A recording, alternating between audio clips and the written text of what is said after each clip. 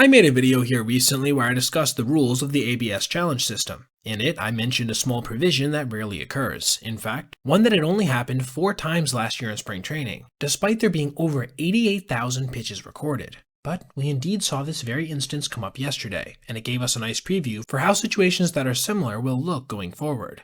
The Rangers were taking on the Cubs in the 4th inning of a tie game, with lefty Hobie Milner on the mound, and on his first pitch to Aaron Zavala, he flipped a slider up there that was called a ball, just below the zone, prompting a challenge from Carson Kelly. The typical procedures were then observed, being umpire Nick Marley gesturing towards the broadcast crew to throw up the review on the Jumbotron.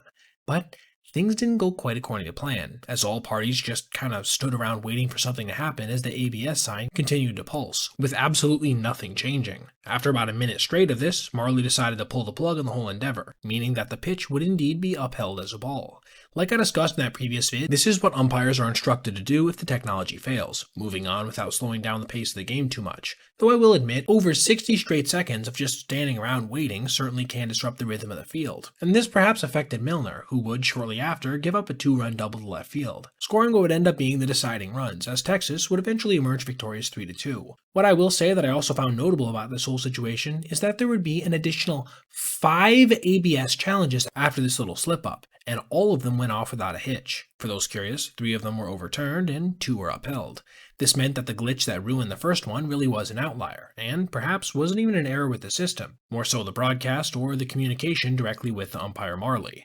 Either way, it was interesting to see the situation take place in a real game, and observe exactly how it will be handled in the rare event that it occurs during the regular season.